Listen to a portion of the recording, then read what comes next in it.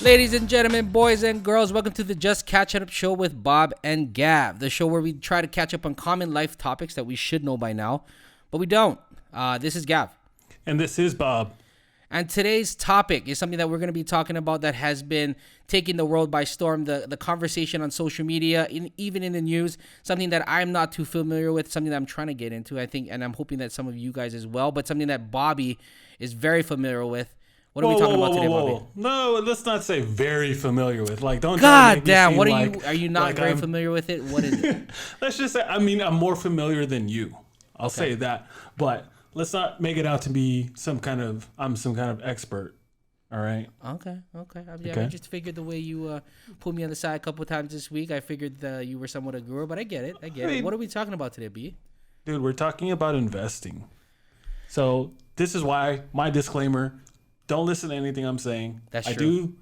I play with my money and I try to invest it in stuff, but I am by no means any kind of expert. So legal disclaimer right there. That's very true. What? And that's good that you pointed it out. How long have you been investing? I guess you could say. It depends on what you define as investing. I first started getting interested in it, the first time I got a tax return, right? I got $500 one year when I was in high school. Dude. And actually, this is probably the first time I ever tried to do anything in investing. So got a $500 check and I was like, sweet, I want to invest this. And I wanted to buy Apple stock, right? You bought, wait, I'm sorry. Wait, no, let me finish. I didn't, here's the story. So I wanted to buy Apple stock and I was maybe 18 years old. This is before they had the iPhone, okay? This is before all that.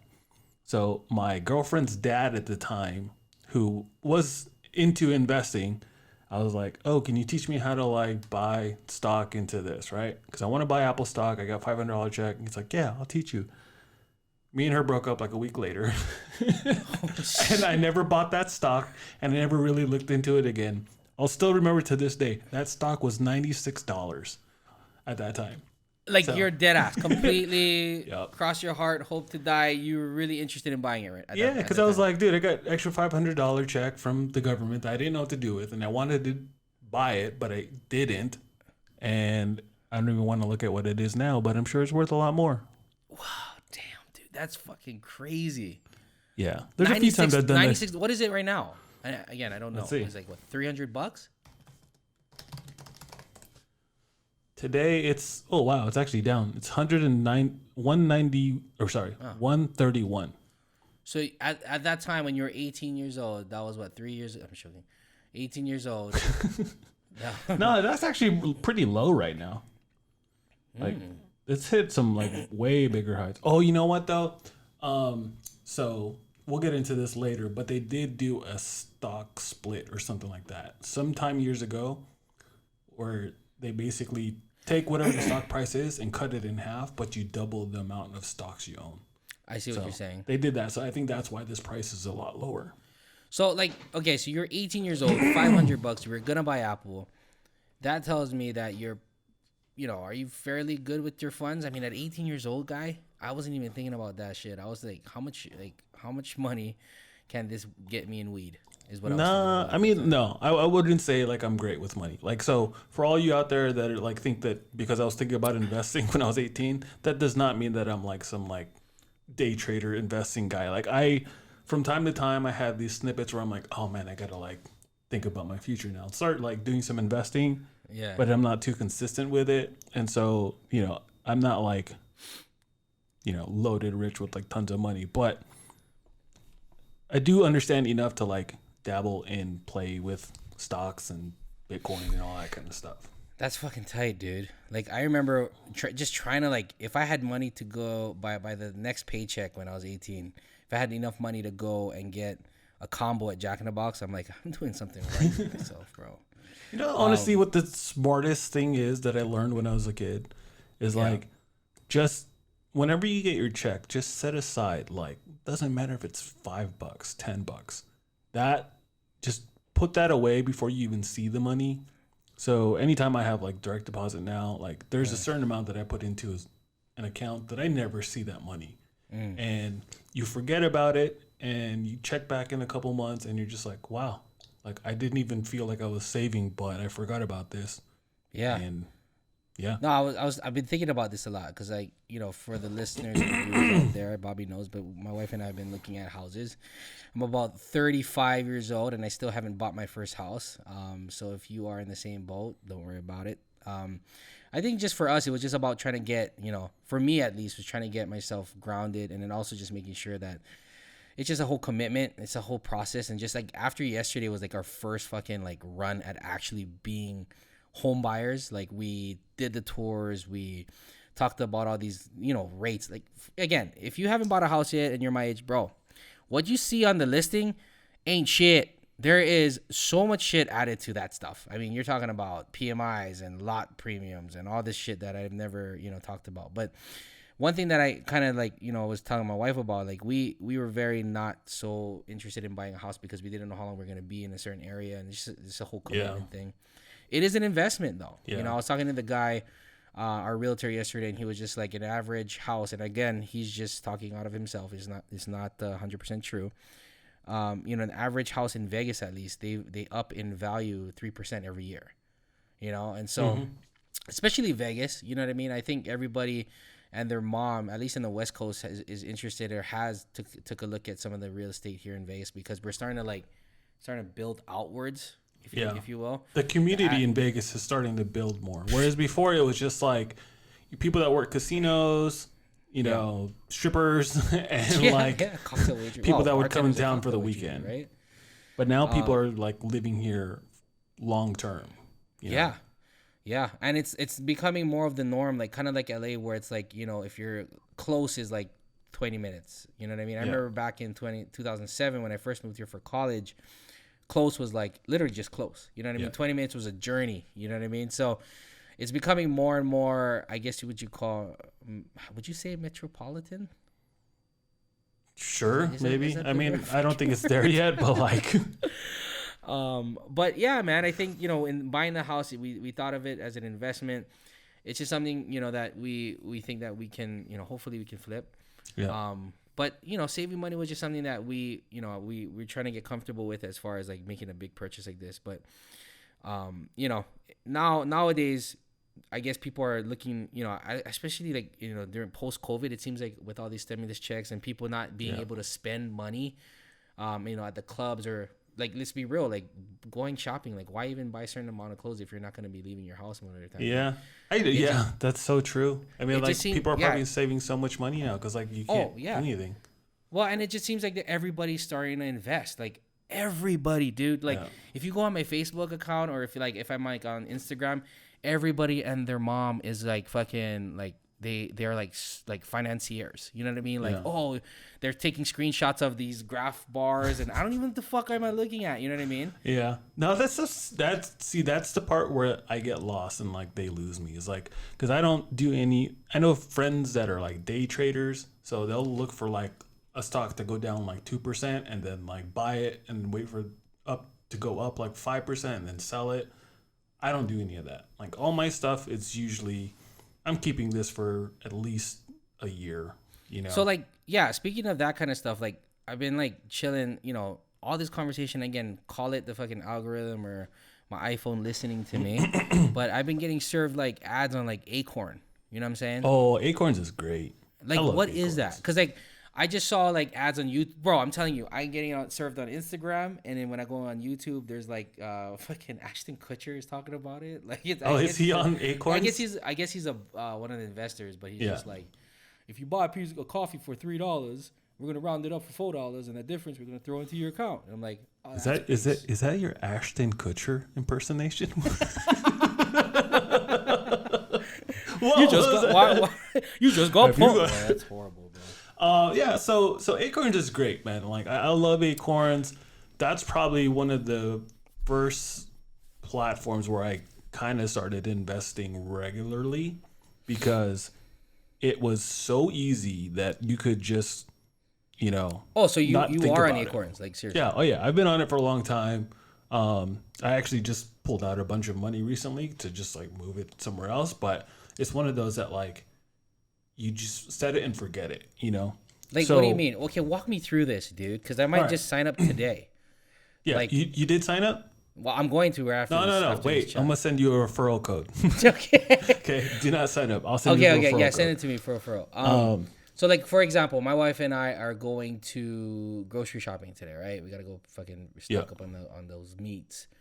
How would it work? Like, Okay, so let me go through the whole thing. So, first off, Acorns. wait, sorry. Disclaimer: we are not sponsored by Acorn, but Acorn, if you're listening, What up, Acorns? what it is. All right. Why don't you just round up your sponsorship dollars to us?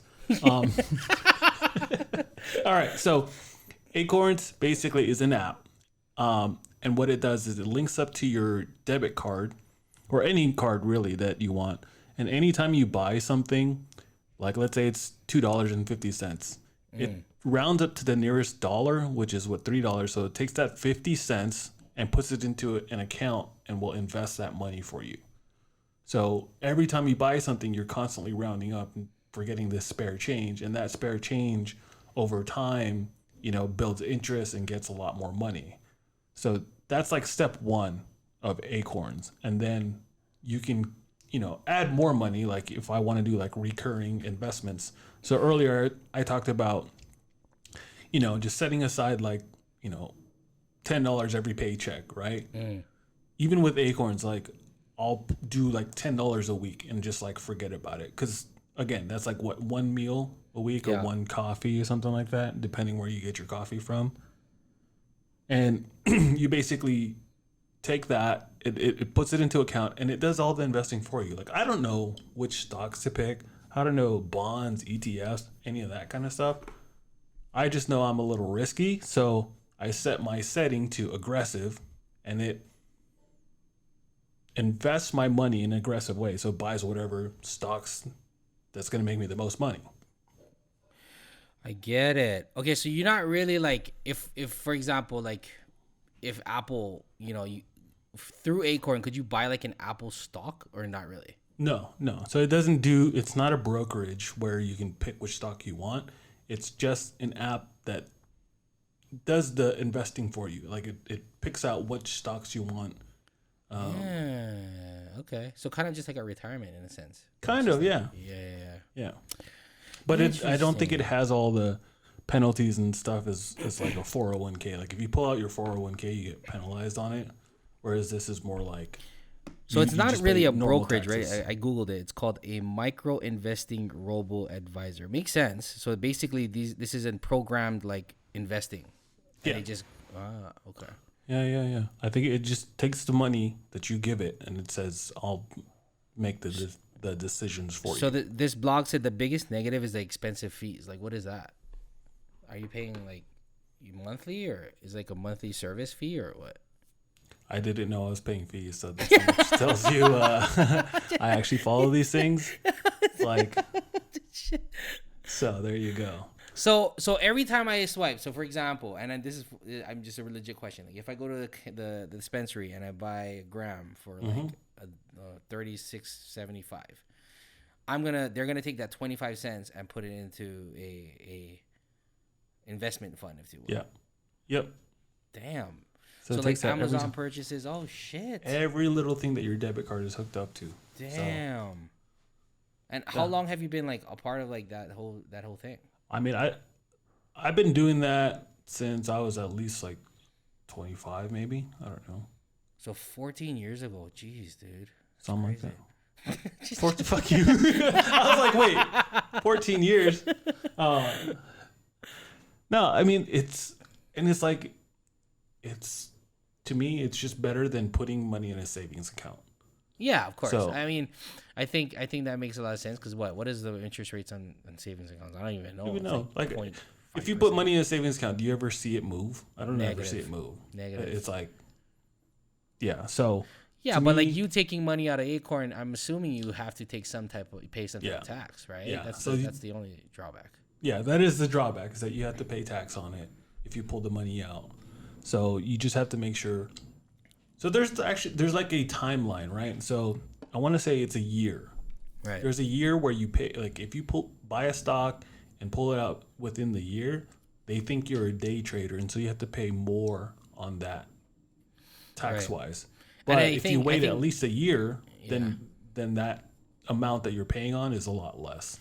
Or, because I did some research, viewers out there, or if you are making a big enough investment to where the tax that you're paying is more than what you're actually making, and if it's reasonable, you definitely would want to do that, right? Like, that's where like you got to kind of weigh out your options in a sense, right? Like if capital gains is what 35%, if you're making a shit ton of money, that 35% really wouldn't matter. You know what I mean? But like small trades like this, you definitely wouldn't want to do that because it's essentially your entire investment. Yeah. You know what I mean? Yeah. Okay. Yeah. So every I get $100, it. if you have I to get pay it. $35. I get it. So okay, so you're on Acorns. Shout out Acorns.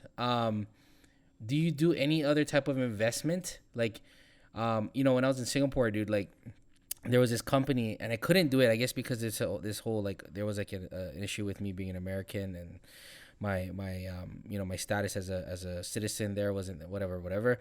But this guy came up to me and he was like, "Yo, we're looking for investors.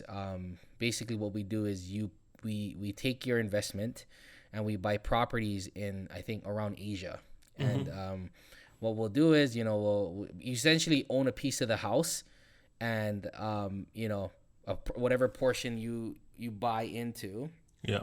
is your investment. We will take it, we'll fix it up, we'll either sell it or we'll rent it out. And then if we do sell it or whatever rent you get from monthly, you basically your funds will be distributed as how much you bought in." Yeah.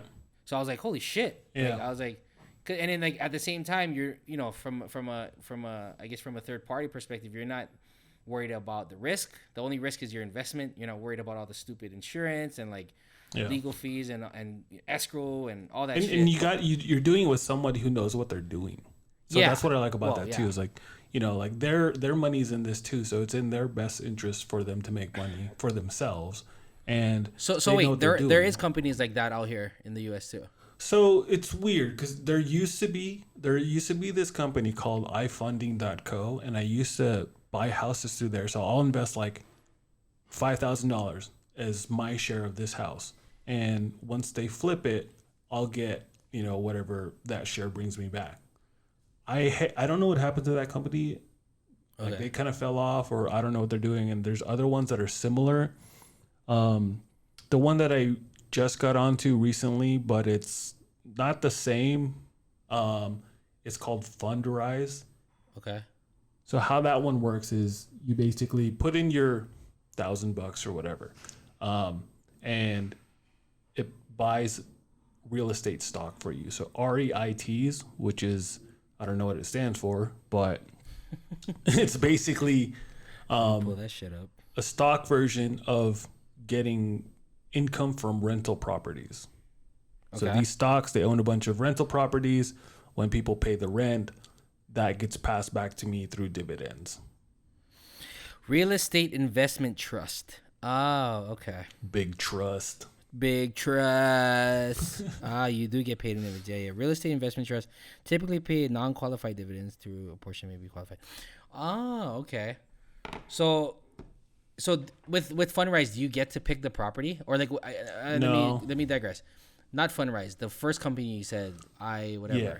Yeah. So iFunding, I probably got to look into this because if there's another one out there, I'd probably get back into it. But iFunding, you used to see like, here's all the properties that were on the website. And you could pick which ones you thought were a good value, you're going to make the most money. And you pick those, you invest in them, and then you get the money whenever they flip the house. And it was just flipping. There was no renting. No, there was different kinds. So you could flip, you could rent. I had both. So I had one property that was renting. So I would actually get a check every month from that. Dude, go find another company like that. That just sounds, for me, in comparison to what you're doing right now, I'm a little bit more hands-on. Would like to know what I'm looking into. Yeah. You know what I mean? It sounds like with Fundrise, it's more of like an Acorn situation where you're just like putting it in there and you're just trusting that these guys make the right decision with your money. Yeah, it is in a little bit like that, but honestly, both are kind of the same. Like you're really is just it? giving someone else your money and trusting that they're going to make money for you, right? Yeah. Like I know you're picking the property, it makes it feel like you're in control more, but I mean, they gave you the properties to pick in the first place. Would you get into like flipping houses and shit?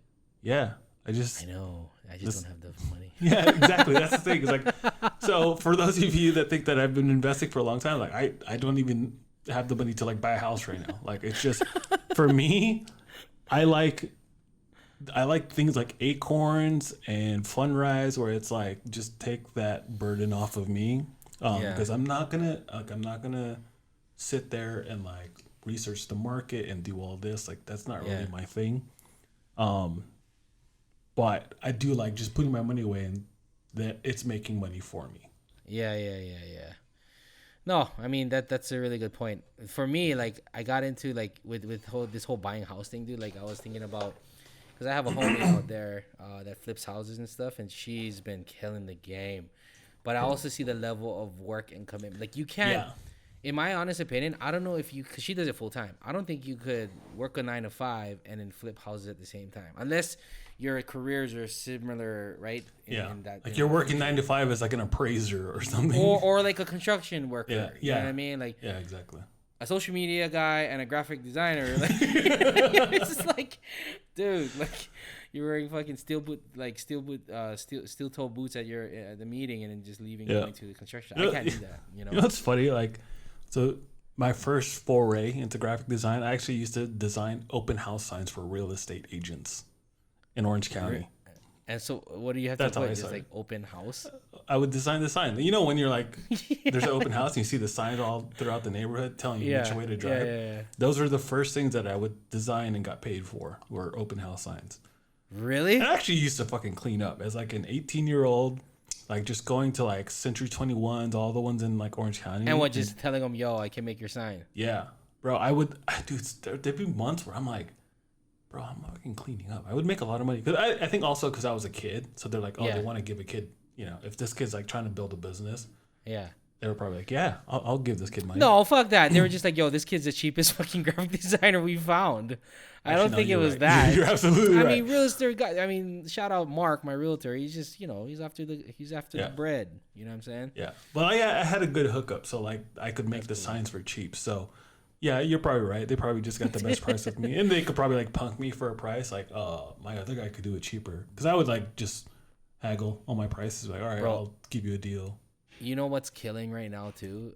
Is social media for real estate. Yeah, Like Yeah. that's one of the things that I wanted to kind of get into. It's just it's a hit or miss. It's not Yeah. consistent. And again, you're dealing with realtors, right? So guys who are just trying to make it very top facing, Yeah. not top, front facing, and like aesthetics, right? yeah. I had friends that have done drone shots of Yeah, me empty too. houses. I've had, the slow-mo gimbal through the living room Yeah. bullshit. It's dope. It's dope. I think we need more of that, especially for home buyers like me. Like, Yeah. it just helps because I hate fucking going to open houses with, 80 other people. So, but that's cool, man. So, all right, getting back to investments, right? One of the things that I wanted to kind of chat with you about was like retirement. Like, do you invest like in addition to Acorns, Fundrise, all the stuff that you're doing? Like, are you dabbling into like TD Ameritrade or like I don't even know. Like I've Yeah, been tempted so- into getting into the actual trading game. I just Yeah. don't know what the fuck I'm doing, and I'm afraid that if I put $5 in, next thing you know, I'm owing somebody $3,000 or some shit like that. You know what I mean? You would never owe anyone money. So Oh, I you, hope. you're talking about two different things. So like retirement, like there's like 401k, which we get through UFC, and hopefully you're doing that because that's like Yeah. step Yeah. one. There's a lot of people that are against 401ks, but unless you're like actively trying to invest and do your research, like 401k is the easiest way in. And then there's like the TD Ameritrades. That's a brokerage. So a brokerage is where you can go sign up and actually buy a specific stock. Like I can go on there, I can buy Apple stock now. Like that's what you do. That stock buying and selling is through a brokerage. So in contrast with Acorn and Fundrise, well, just Acorn in general, right? TD Ameritrade, you can actually take your $1,000 and you can look up, say, a stock for $100 and buy 10 of them and just sit on that bitch and hope that it goes Yeah. up or down. Yeah. So that's what you use to like actually buy a specific stock or ETF or any of those things. Interesting. And so, like, how do you pick? Like, how do you know? Does it kind of give you like a list of like what's available and all that bullshit? Well, that's where the research and yeah, all the research and development comes into is like you got to understand the market or understand like how to make valuations, and this is the part that I don't know how to do. So this is where it gets too complicated. I mean, okay. Speaking of evaluations, we gotta talk about it because we're fucking segueing right into that bitch. What the hell is going on with GameStop? I don't understand Oh, it, God. bro. Okay, listen to Wow. me. I got 80 texts the day was this Wednesday, this past Wednesday, January 28th, 29th. Everybody and their auntie was texting me to go buy GameStop, and you speaking from somebody who's not even in the game. Yeah. I'm not gonna make. I didn't do anything. I just Yeah. was like, yo, I don't want to get into something that I'm not too familiar with, and it's especially my money. I'm not gonna, call me stupid or call me naive. I just, I'm very cautious in that sense. Yeah. What the fuck happened, dude? Like, I watched some YouTube videos about it. I kind of get it. But what exactly happened with GameStop? Because So, all right. So let me start here. So, a hedge fund. So actually, no. First, shorting a stock is you're betting for a stock to lose. to fail, right? Yeah, to fail, right? And hedge funds, these are companies that basically specialize in shorting stocks. So they pick stocks that they think are going to lose. And recently, this one hedge fund, they picked GameStop to lose. And I don't know how it all got started, but Reddit decided to fight back to the hedge funds people and say, you know what? There's a Reddit account called Wall Street Bets, and they basically all came together, all 2.5 million, members in that thread came together and said, you know what? We're all going to buy this stock that you shorted because that stock price was going down. It was maybe like $10, $15 maybe. We're all going to buy that. So when all those people bought it, it raised up the price to almost like $200, $300, $400 from Okay, 15. so taking a step back. So the hedge fund guys, the Wall Street guys, the guys in New York was like, yo, GameStop is gonna fail. We're gonna buy a shit ton of shorts on this thing, shorting. So like, Yeah. we want this company. So one thing I did realize, because I did some research prior to this, was the fact that when you buy shorts, right, you are essentially buying the stock to fail. You're investing it to fail, but you're also paying a premium on it until it drops. Yeah. Right? Yeah. Right? So let me go into that. Oh, So okay. I'm sorry.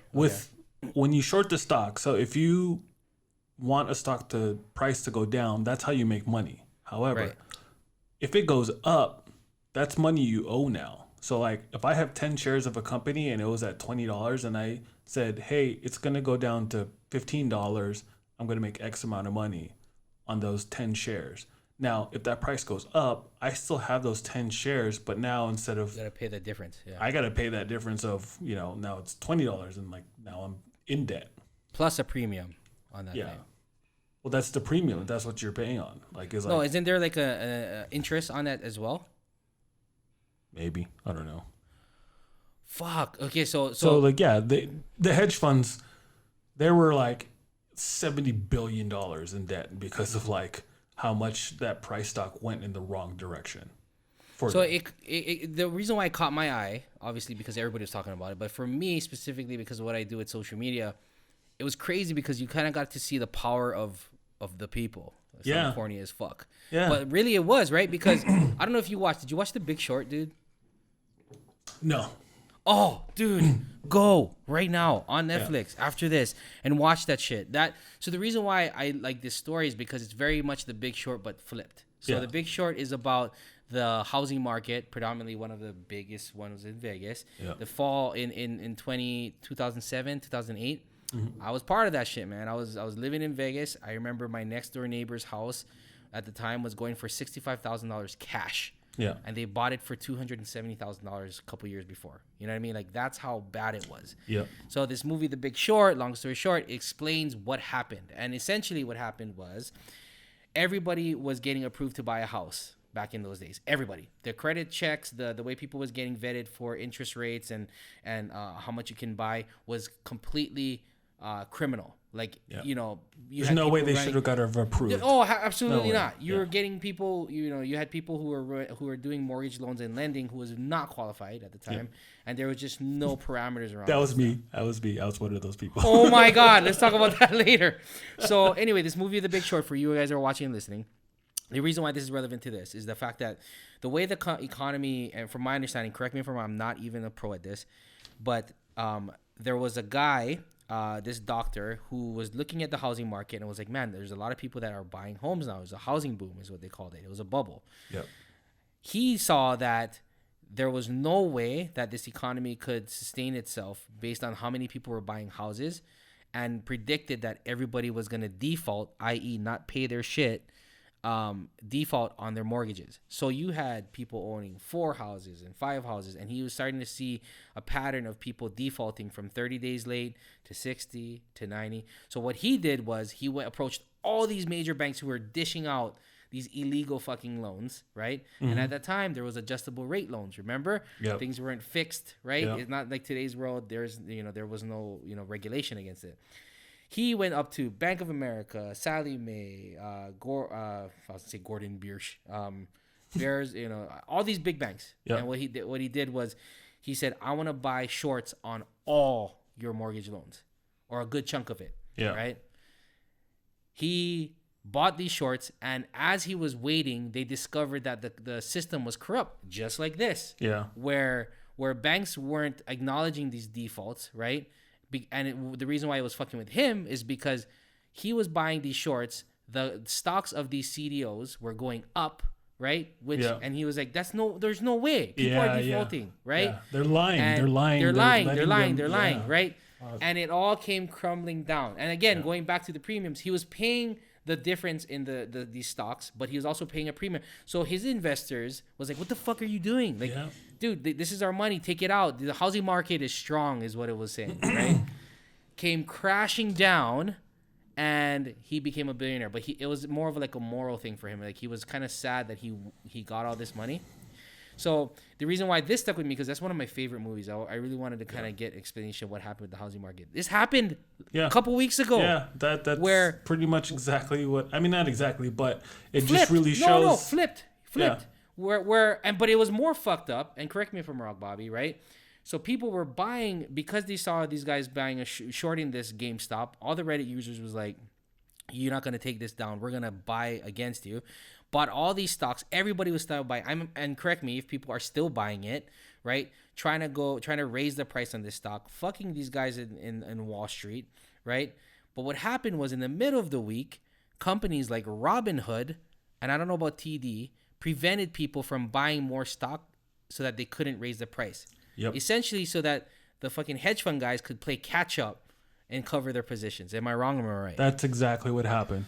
And bam, bitch. That is I got illegal as fuck. It's market manipulation. And this is what pisses me off so much, is because I had a couple GameStop. Like, I had like one GameStop share, and then I had a couple of like Nokia, AMC, and like not that much money, but it's just more of like a gamble. For the non-investors like myself, Bobby, can you explain to us what the price was for GameStop when it started? This whole thing was like, when they were going bankrupt to now. I want to say it was like trading in the $30 or $40 range, and it peaked at around 400 something. Oh.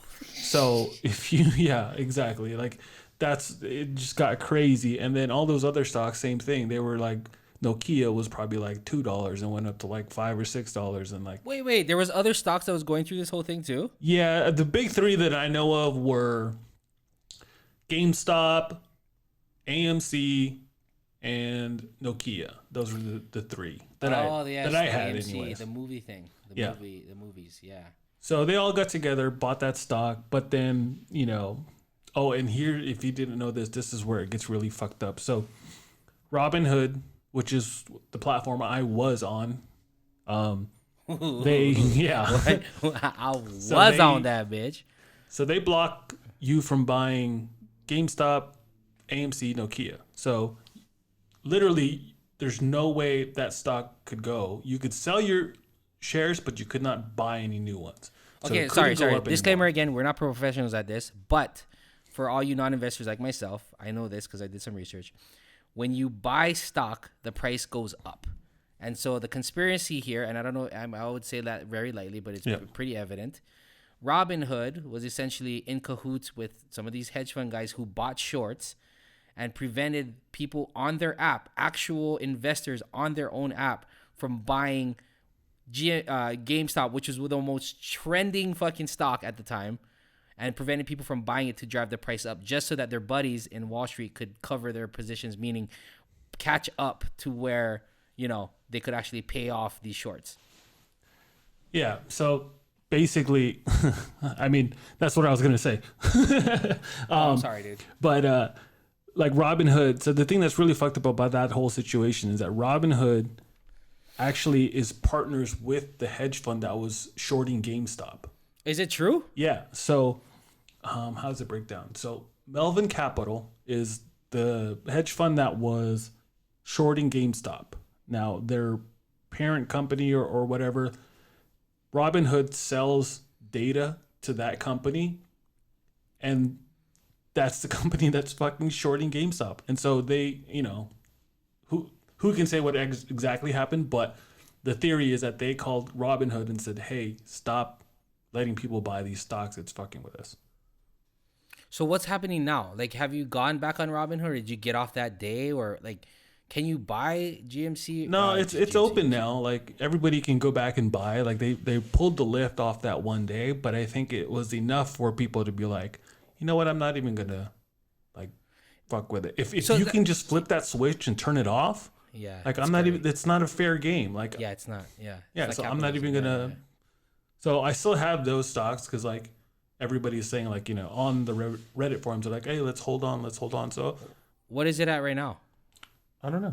Let's see. So okay, after all this, 325. damn. Yeah, so it's son. still up there, I think. But the thing is, even if it goes back up,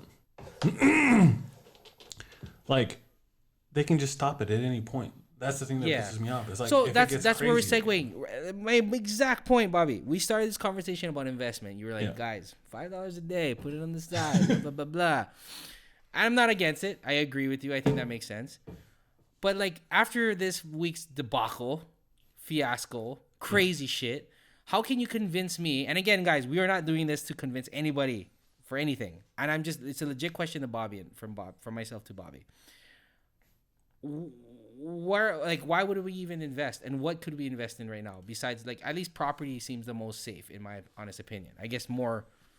I mean, I'm after all this, I've already been big on like Bitcoin, but like, yeah, I was waiting for that. I've kind of been big on them, but like conservatively, like for 5-6 years now. After this whole thing, that just kind of like sparked like, oh my god, this is so fucked up. It just like raised all of my interest levels in Bitcoin all over again, and I kind of just got excited about it now. So wait, what? Okay, that's fair enough. Here's my thing, man. When I saw this whole Bitcoin thing roll out a couple years ago, I just thought, okay, this is just another one of those techie things where I'm not even going to be interested in it. It's going to go away. And from my understanding, it has gone up, it has gone down. It's it's been forefront. It's been people have been putting it on the side. I will say that I've heard more conversation about Bitcoin in the last couple of days than I had in a while. What the fuck is Bitcoin? And is Bitcoin a type of stock or is it a company? That's where you lost me, guy. God, I feel like I'm not the best one to explain this. But you buy so it's essentially just another stock market in layman's terms. Maybe it's a form of currency. It's like a U.S. dollar. Okay. So there's people that accept Bitcoin as payment now. Like who? There's a lot of people that just. I mean, my bartender will take, or my barber will take Bitcoin if you want to pay him in that. Really? Yeah. Is it physical? No, it's all digital. Oh. So the big reason why Bitcoin is doing well and people are getting behind it is you got to understand there's something called the blockchain. So the blockchain, decentralizes finance. So right now we're on centralized finance. So if you want to move money within Chase, for example, Yeah, yeah. I have to go through Chase, do my transfer, right? And like they approve it, they like move stuff around. You know, like when you move money, sometimes it like takes a couple days because it has to Yeah. go through Chase. That's all centralized banking. So there's one person, one central person that controls all of it. Right. Okay.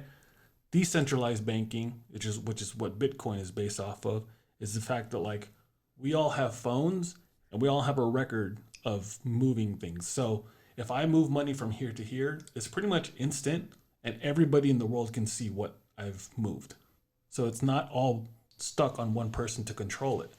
So why this couldn't happen, the Robinhood thing couldn't happen, is that like there's no phone call you can make to your buddy's company and say, hey, don't let them buy this stuff. Don't let them move this stuff because nobody controls it. It's decentralized. So it's the truest form of free market you could get. Yeah, it really is. Okay. That's a great way to put it. But okay, then wouldn't that kind of leave us open to like fraud, right? Like, Well, what that's- happens to hackers? I mean, I'm sorry, dude. Yeah. Like, I'm just being devil's advocate. Like, if we're talking about getting into that space, like, what's gonna stop Mr. Robot from coming in and taking all my fucking $5,000 that I Yeah. put in Bitcoin? So, Mr. Robot in centralized banking has to hack into the bank in order for him to like control your money. Right. In decentralized banking, Mr. Robot would have to hack into every single person's phone in the entire world. Think about that. I see. So like, because I could hack into your phone, and maybe on your screen it might look like your money's off or something, but anybody else can see what's going on. So I can just see the records of things, and it's a lot harder to hack into that than it is to hack into just one central place. So like right now, if I got into the bit, sorry, where is this market? What is it called? Oh, like Like you're talking cryptocurrencies. like can I buy Bitcoin? Oh, crypto. Okay, so can I, Cryptocurrencies is like the name of all the Bitcoins, altcoins, all the different Dogecoins, all that stuff. but what's the Robinhood version of Bitcoin? Or can I buy Bitcoin? It doesn't on Robinhood? exist. There. Robinhood, Coinbase. Coinbase is where you go. It's like the brokerage for That's what my question was. cryptocurrency. I thought you said acorns. There's no acorns for it, but Okay. Hey, not yet. You know what I'm saying? Not yet. oh yeah, somebody will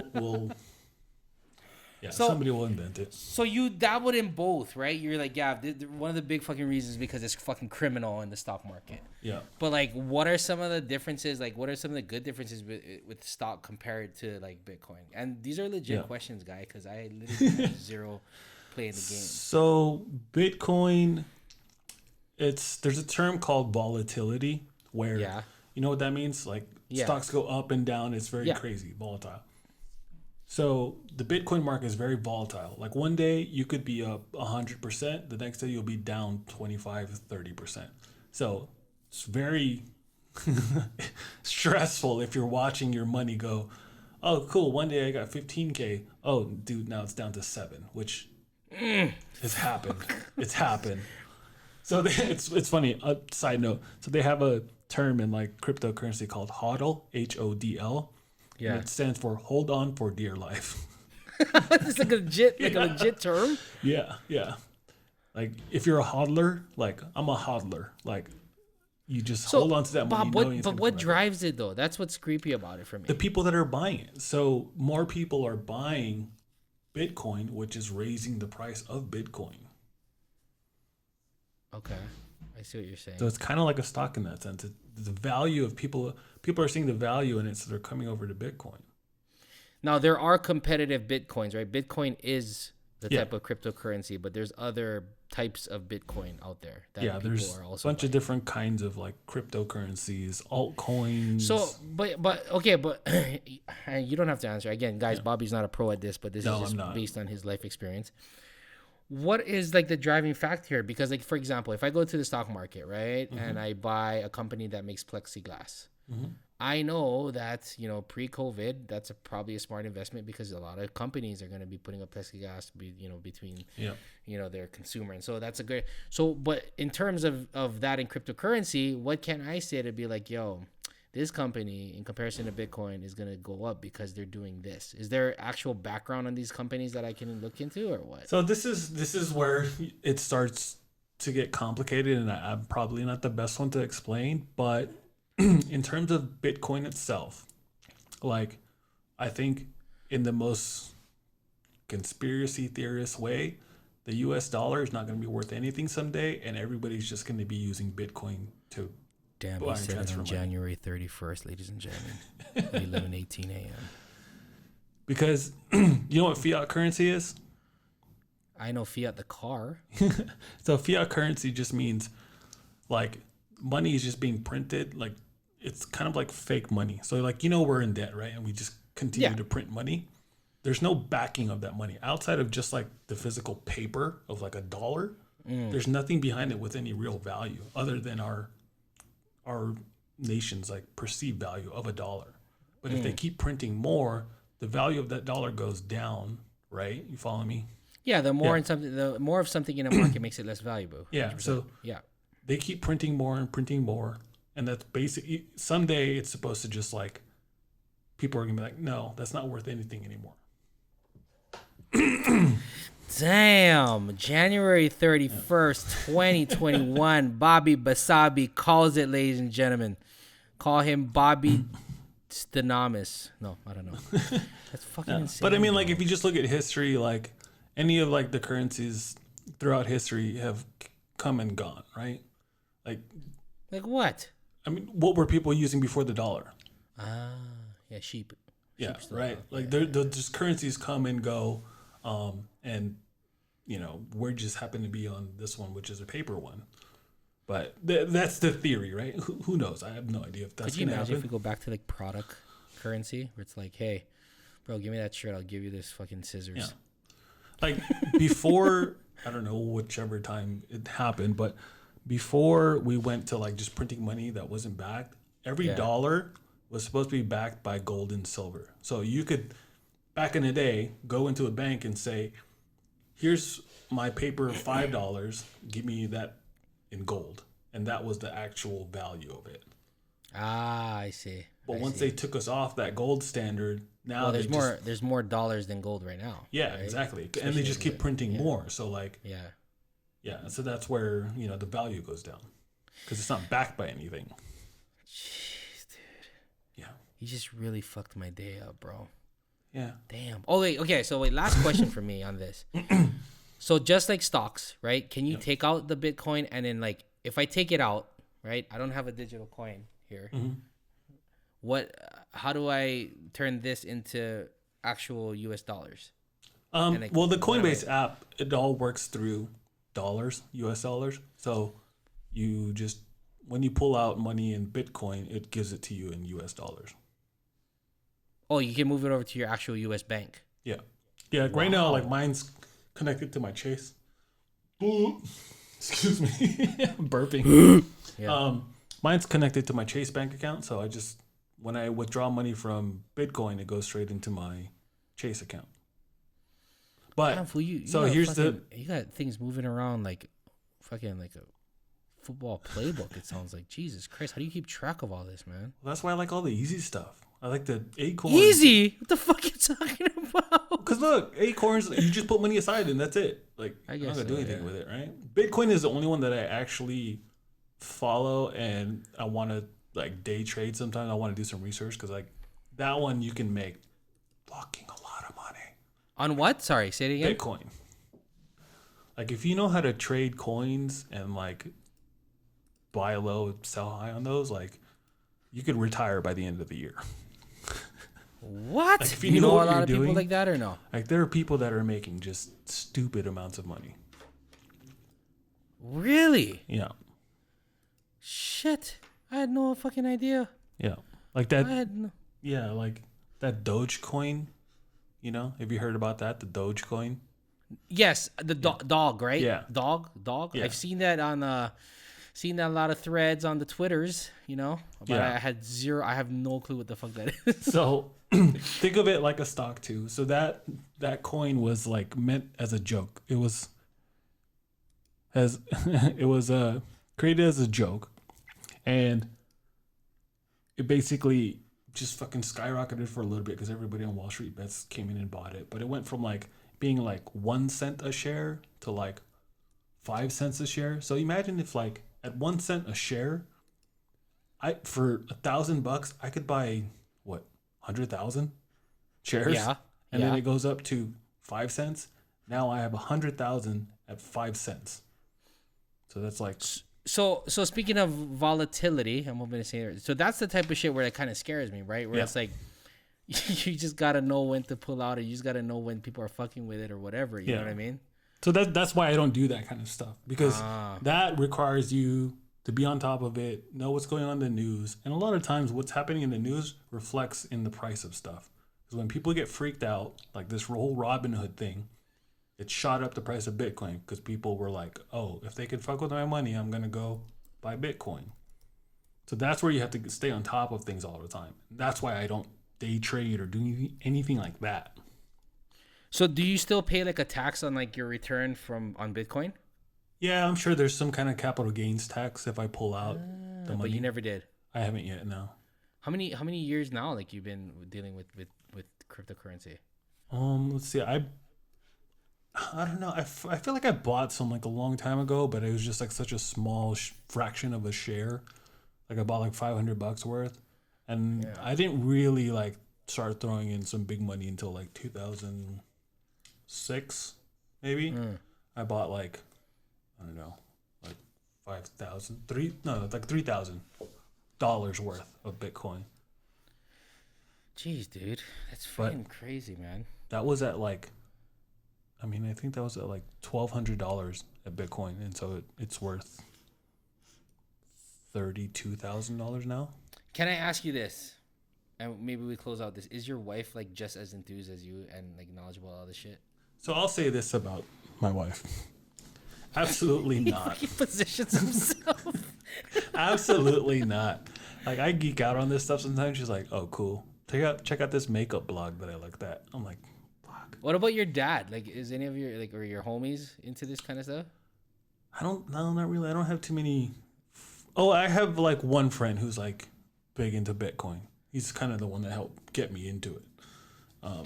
But he's the one that taught me about like fiat currency and like the gold standard, all that stuff, and why we won't have a U.S. dollar anymore in like 20 years. Jeez, dude. I gotta take some time to digest all this jazz. And hopefully, like what I said actually made sense, because like I don't know everything about it. I'm not an expert by any means, but I feel like if you're thinking about doing any of this stuff, just use me as an example of like someone who doesn't know anything about it, and just kind of like slowly picked apart pieces, because I'm not by any means any kind of day trader, any kind of stock expert. Good point. And use me as a person who just doesn't know shit. I'll probably take your advice. I'll probably take your invite on Acorn. I might start an account today. I don't know, but send me that shit. I mean, just recapping the show, ladies and gentlemen, as Bobby gets ready to cue the music. We talked about investment, saving money, how to start investing. Again, we are not professionals at this thing, but we hope that we helped you guys a bit about this whole topic, and hope that we see you in the realm of the cryptocurrency world. But I don't know if I'm going to do it either. I really don't know. But yes, Bobby, you want to cue that music, dude? Yeah. Well, tell people where they can follow us and like and subscribe and all that good jazz. We'll do. Again, if you enjoyed this show, I hope you guys do come back. In the meantime, if you guys have any questions, comments, concerns, you can always catch us on Instagram at Just Catching Up Show.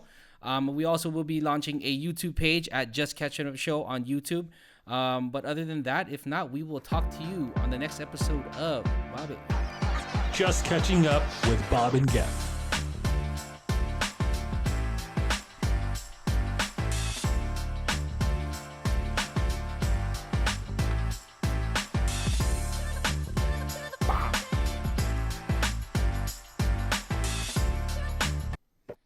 Boom!